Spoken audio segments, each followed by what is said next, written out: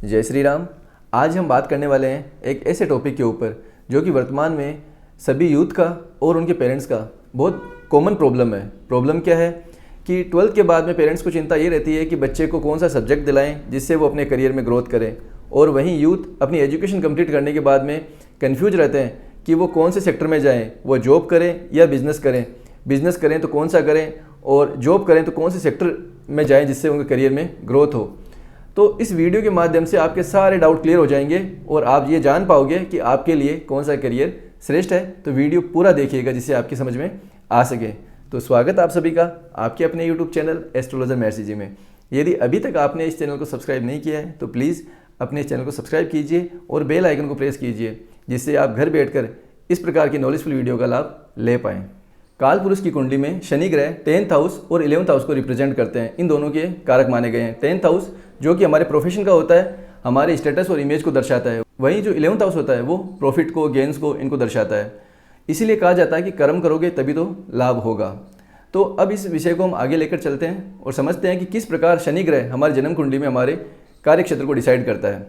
सबसे पहले आपको अपनी जन्म कुंडली में ये देखना है कि शनि ग्रह के साथ कौन सा ग्रह बैठा है, यानी कौन से ग्रह की शनि ग्रह के साथ में युति है।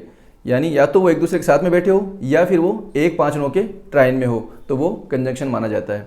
तो जो ग्रह शनि ग्रह के साथ में बैठा रहेगा उसका बहुत ज़्यादा इफेक्ट आएगा आपके कर्म के अंदर। यदि कोई ग्रह नहीं बैठा हुआ है और ट्राइन में भी नहीं है तो आपको क्या देखना है कि शनि ग्रह कौन सी राशि में बैठा हुआ है, जिससे आप आइडिया लगा सको। तो सबसे पहले स्टार्ट करते हैं नवग्रह के राजा सूर्यदेव से। शनि ग्रह की युति जब सूर्य ग्रह के साथ में हो जाए तो हम अपने कार्य क्षेत्र को, प्रोफेशन को कैसे पहचानेंगे। देखिए, सूर्य जो होता है वो गवर्नमेंट को रिप्रेजेंट करता है, हायर अथॉरिटी को रिप्रेजेंट करता है।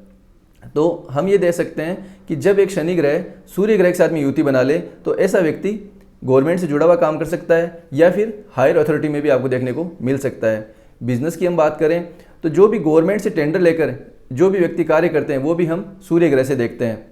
तो इस प्रकार का कार्य क्षेत्र आपको देखने को मिल सकता है। शनि और चंद्रमा की जब युति हो जाए तो हम कैसे पता लगाएं। देखिए, चंद्रमा जो कारक होता है वो होता है नरिशमेंट का, पोषण का कारक होता है।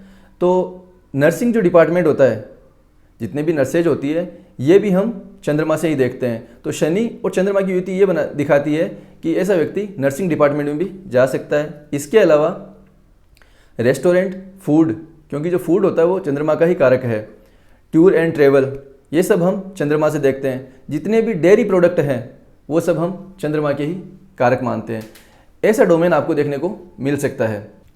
सैटर्न और मार्स की युति, यानी शनि और मंगल की जब युति हो जाए तो क्या होता है, व्यक्ति पुलिस में, डिफेंस में आपको देखने को मिल सकता है।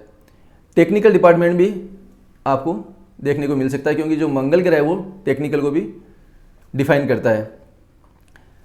शनि ग्रह कंस्ट्रक्शन का कारक है, वहीं मंगल ग्रह जो है भूमि का कारक है। तो ऐसा व्यक्ति आपको प्रॉपर्टी से जुड़ा हुआ काम करता हुआ दिखाई देगा कि ज़मीन खरीदता है, उसके बाद में उसके ऊपर कंस्ट्रक्शन करवाता है, फिर वो सेल आउट करता है। तो ये प्रोफेशन भी हम शनि और मंगल की युति से देख सकते हैं। शनि और बुध ग्रह की जब युति बन जाए तो ऐसा व्यक्ति आपको बैंकिंग सेक्टर में देखने को मिल सकता है, टीचिंग सेक्टर उसका हो सकता है, फाइनेंस से जुड़ा हुआ काम वो कर सकता है। बुध ग्रह ज्योतिष को भी दर्शाता है, तो ऐसा व्यक्ति ज्योतिष में भी हो सकता है। मरकरी जो है व्यापार का कारक है, तो शनि और बुध की युति एक अच्छा व्यापारी भी व्यक्ति को बनाती है। शनि और गुरुदेव बृहस्पति की जब युति हो जाए, यानी सैटर्न और जुपिटर जब युति में आ जाए तो क्या होता है, जुपिटर जो होता है वो राजनीति को दर्शाता है, यानी पॉलिटिकल को। तो ऐसा व्यक्ति अच्छा राजनीतिज्ञ भी हो सकता है। हालांकि इसके लिए हमें और भी कंजंक्शन देखने होते हैं, और भी कंडीशन देखनी होती है, लेकिन एक आइडिया यहाँ से ये लगता है कि ऐसा व्यक्ति राजनीति में आगे जा सकता है। गुरुदेव बृहस्पति ज्योतिष के भी कारक हैं, तो ऐसा व्यक्ति अच्छा ज्योतिषी भी बन सकता है। लीगल काउंसलिंग भी ये व्यक्ति कर सकता है, क्योंकि कानूनी सलाहकार जिसको हम बोलते हैं। तो शनि और बृहस्पति की जब युति होती है तो ऐसा व्यक्ति अच्छा लीगल काउंसलिंग भी कर सकता है। मैनेजमेंट के भी कारक हैं, तो कहीं ना कहीं ये व्यक्ति अच्छा एक मैनेजमेंट वर्कर भी हो सकता है। शनि और शुक्र की जब युति आपको देखने को मिले तो अपने आप में एक राजयोग होता है, क्योंकि शुक्र क्या है, शुक्र धन है, शनि क्या है, कर्म। तो ऐसा व्यक्ति जो भी कर्म करेगा उसको धन की प्राप्ति होगी, तो अपने आप में एक राजयोग बनता है। इसके अलावा देखिए, शुक्र जो होता है वो आर्टिस्टिक टैलेंट को दर्शाता है। तो कोई आर्ट से जुड़ा हुआ आप काम कर सकते हो, म्यूजिशियन हो सकते हो, डांसर हो सकते हो आप, या फिल्म इंडस्ट्री जो है हम वो मेहनत से ही देखते हैं। क्लोथिंग, लग्जरी एंड कंफर्ट, ये जो डोमेन है इनसे जुड़ा हुआ काम भी हम शुक्र के से ही देखते हैं। तो शनि और शुक्र अपने आप में एक अच्छा कंजंक्शन माना जाता है। शनि और राहु की जब युति हो जाए तो क्या होता है, ऐसा व्यक्ति विदेश से जुड़ा हुआ काम कर सकता है। विदेश से जुड़कर वो इंपोर्ट एक्सपोर्ट भी कर सकता है या किसी एमएनसी में वो जॉब भी कर सकता है। राहु इलेक्ट्रॉनिक्स को भी रिप्रेजेंट करता है, तो आपका कार्य इलेक्ट्रॉनिक्स से जुड़ा हुआ भी हो सकता है। शनि और राहु में एक प्रॉब्लम आती है कि शनि क्या है, कर्म है, राहु क्या है, इनसिक्योरिटी है। तो ऐसा व्यक्ति अपने काम को लेकर इनसिक्योरिटी फील करेगा कि मेरा काम कहीं बंद नहीं हो जाए, मुझे कहीं जॉब से नहीं निकाल दिया जाए, ये इनसिक्योरिटी उसके मन में रहेगी। यदि ये इनसिक्योरिटी उसके मन में रहती है तो इसके लिए ये नेगेटिविटी है। लेकिन वो पॉजिटिव यूटिलाइज करना चाहे तो इस कार्य को वो बहुत ज़्यादा आगे बढ़ा सकता है। यूटिलाइज कैसे करना है पॉजिटिव, कि शनि और राहु की जब युति बनती है तो ऐसे जातक को हमेशा अपने कार्य को लेकर एक आग होनी चाहिए, स्पार्क होना चाहिए कि मुझे अपने काम को इतना आगे बढ़ाना है, इस ऊंचाई तक लेके जाना है। जब ये थॉट्स उस व्यक्ति के दिमाग में आने लग जाएंगे तो मान के चलिए कि शनि और राहु की युति उस व्यक्ति को पूर्णतया सकारात्मक परिणाम देगी। अब बात करते हैं हम शनि और केतु की। देखिए, शनि और केतु की युति ज़्यादा अच्छी नहीं मानी जाती, क्योंकि देखो केतु क्या है, ब्लॉकेज है, शनि क्या है, कर्म। तो ऐसे व्यक्ति को आपको कई दफ़े प्रोफेशन में बदलाव देखने को मिलते हैं। ऐसा व्यक्ति बार बार नए नए प्रोफेशन करता है। लेकिन यदि वो व्यक्ति केतु से जुड़े हुए डोमेन में कार्य करे तो वो बहुत अच्छा रिजल्ट ले सकता है। केतु से जुड़े हुए कार्य जैसे ज्योतिष से जुड़ना, आयुर्वेद, मेडिटेशन, ये सब डोमेन केतु के ही आते हैं।